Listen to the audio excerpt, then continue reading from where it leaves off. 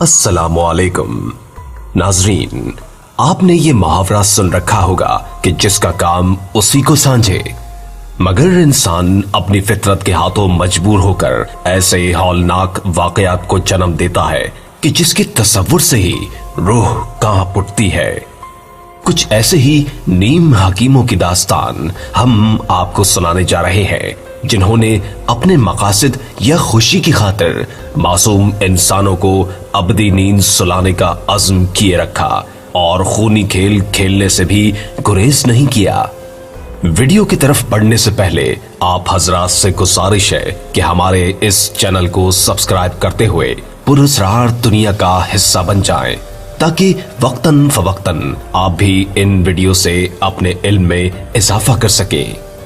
मैं हूं मोहम्मद नईम और आप देख रहे हैं पुरअसरार दुनिया।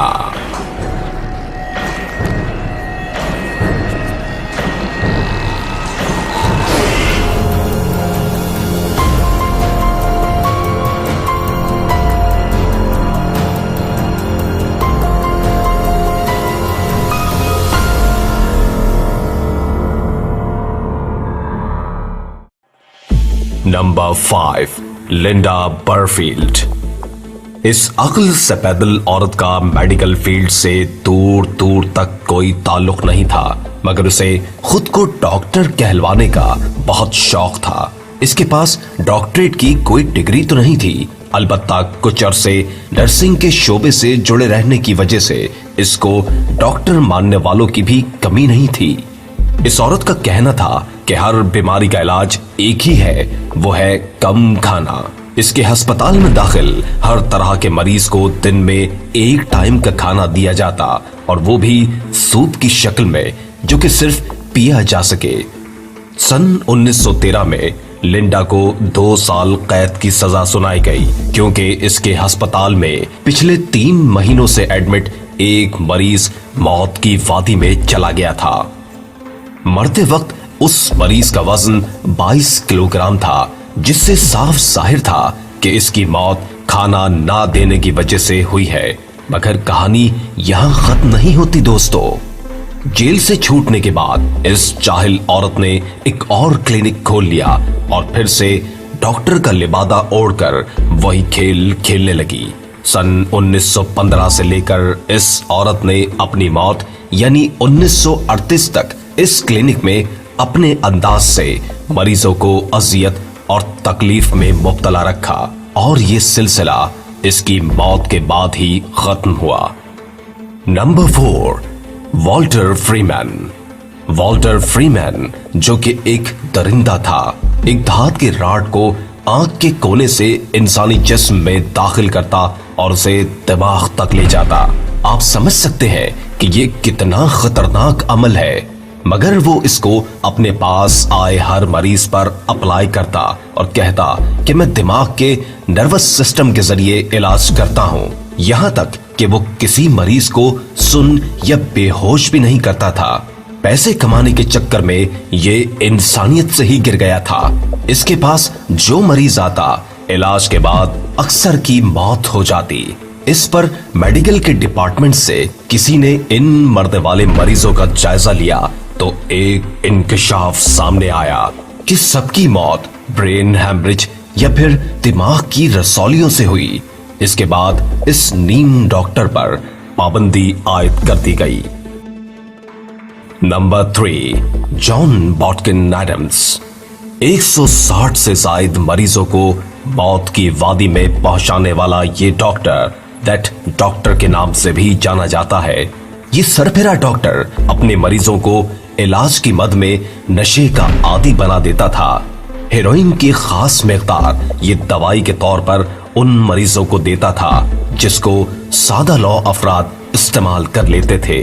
इस घिनौने अमल से उसने 1956 तक इतनी दौलत इकट्ठी कर ली कि वो इंग्लैंड का सबसे अमीर तरीन डॉक्टर कहलाया जाने लगा। एक पुरस्कार बात यह थी कि पैसे का लालची ये डॉक्टर अपने पेशेंट से एक एग्रीमेंट साइन करवाता, जिसमें यह लिखा होता कि इलाज के दौरान अगर मरीज मर गया तो उसकी सारी दौलत जॉन बॉटकिन एडम्स यानी इसी डॉक्टर की हो जाएगी। लेकिन अफसोस की बात यह है कि इतने कत्ल करने के बाद भी कोई इसको सजा नहीं दे सका। साफ सबूतों के बावजूद अदालत उसे मुजरिम करार न दे सकी, क्योंकि कानून तो अंधा होता है। नंबर 2, शिरोइशी। जापान की आर्मी में शिरोइशी मेडिकल ऑफिसर था। नोटोरियस यूनिट 731 का इंचार्ज होने के नाते सारे डॉक्टर इसके मातहत काम करते थे। ये ऑफिसर जिंदा इंसानों पर ऐसे तजर्बात करता जो कि जानवरों पर भी करना मना थे। वो ये चाहता था कि मेडिकल हथियार बना सके। ये सफाक डॉक्टर इंसानों के जिस्म में इंतहाई खतरनाक बैक्टीरिया इंजेक्शन से दाखिल करवा देता था, जिससे वो इंसान तड़प तड़प के जान दे देता। इस जबरदस्ती से इस शिरो ने दर्जनों इंसानों का कत्ल किया। हाँ, कुछ मालूमात उसे इन तजुर्बात से हासिल भी हुई थी, जिसे उसने एक किताब की शक्ल में महफूज कर रखा था। मगर उसने ये किताब अपनी रिटायरमेंट से कुछ अरसे कबल अमेरिका को महंगे दामों फरोख्त कर दी। Number 1, Joseph मैंगले।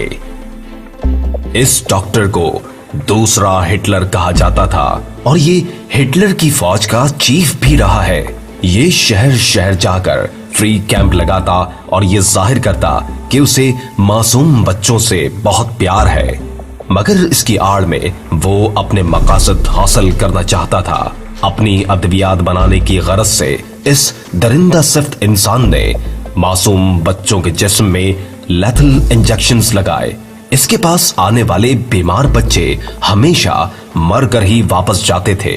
1945 की वर्ल्ड वॉर 2 के बाद ये डॉक्टर अमेरिका जाके रिपोश हो गया, क्योंकि इसे अपने काले करतूतों का इल्म था। उसके दिल में ये डर भी खटक रहा था कि किसी की कंप्लेन पर इसे गिरफ्तार ही न कर लिया जाए। इसलिए अपने ओहदे से हटने के बाद दुनिया की नजरों से ओझल हो गया। इन नीम हकीमों की संगदली पर आपकी क्या राय है?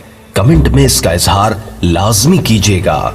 अगली वीडियो तक के लिए अल्लाह निगहबान।